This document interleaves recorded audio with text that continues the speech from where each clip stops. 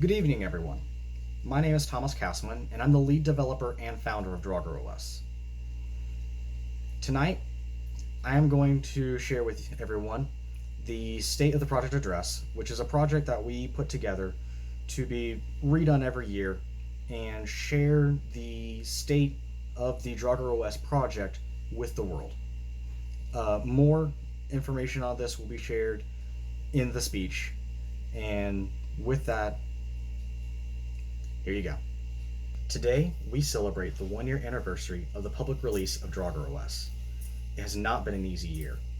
In order to celebrate this monumental achievement, we at Drauger OS Development are starting our first ever tradition. Once a year, whoever is in the position equivalent to a CEO or president in our organization shall publicly share our progress and shortcomings with the world in the form of a State of the Project address, modeled after the State of the Union address in Drauger OS's home country of the United States.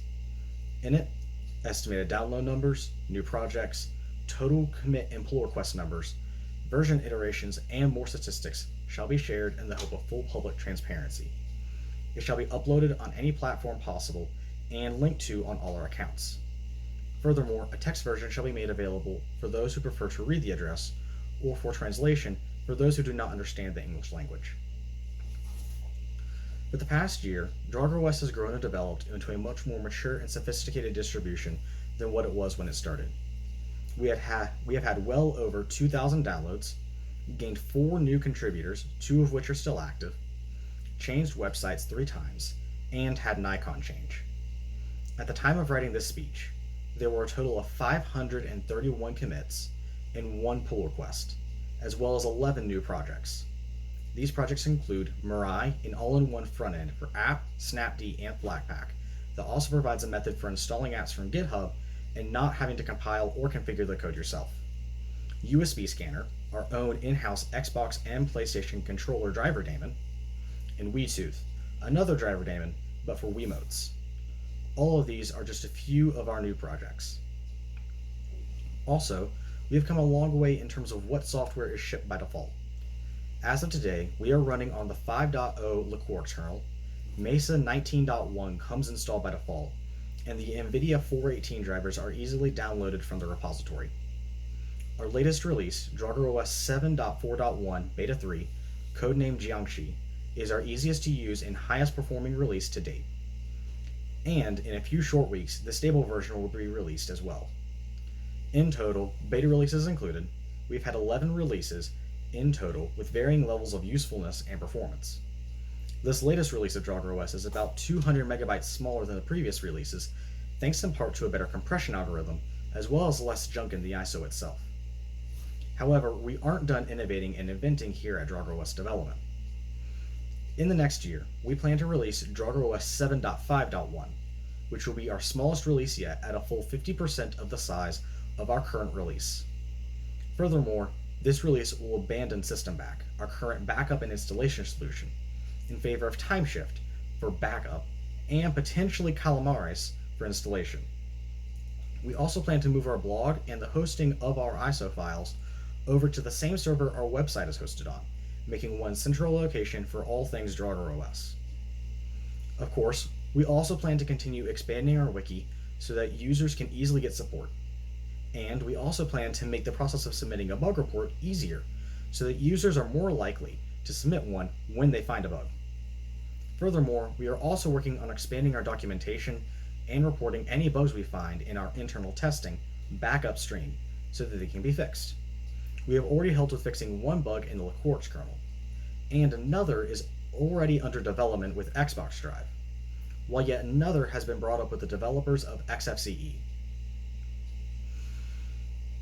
Unfortunately, not everything we have done has been all sunshine and rainbows. We have had at least 5 releases that would not even boot, and a number of updates over the old Update OS script system risked borking systems. And Drauger OS 7.3.6 actually violated copyright rules because it shipped with the BIOS files for both the original PlayStation and PlayStation 2. We deeply regret all of these shortcomings and have worked to rectify them all. The 5 releases that would not boot were all released within a day as we tried to fix an issue with our build method that was causing those ISOs not to work. The Update OS script system is being phased out with the stable release of Drauger OS 7.4.1, codenamed Jiangxi, and is being replaced with a much more robust and reliable apt repository. And, roughly a month after its release, Drauger OS 7.3.6 was replaced by Drauger OS 7.3.7, which had all those BIOS files removed, which was done without any prompting from Sony or lawsuit to speak of in general. In the coming year, we are committed to raising the bar for what is expected of Drauger OS. We expect to be officially accepted onto the DistroWatch database to continually improve performance, security, and privacy on Drauger OS, and we will work harder not to incur any more copyright violations and to ensure their credit is given where credit is due. Speaking of where credit is due, we would like to give credit to different parts of the Drauger OS experience now to those who helped make it what it is today. Logan L. Johnson, our first contributor, helped redesign our website, set up our wiki, and our blog, which will be replacing the one on our SourceForge as soon as we can find a good RSS feed plugin for that blog. He also provides the hosting for the website and app repository. Amalith redesigned our logo for us, provides the hosting for the instance that our Mastodon account is on, and helps with the graphic design of our website. Furthermore, he provides insight into better security and privacy practices that we should be following. Finally, Rocco from Big Daddy Linux Live provides the live stream we attempt to participate in every week, and bought our new domain for us. Without these people, Drauger OS would not be what it is today. With that, we would like to close this State of the Project address by saying that Drauger OS does not intend to just die off like many new distributions do.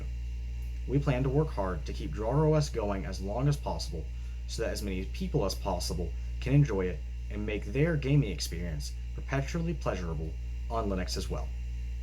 Thank you for watching.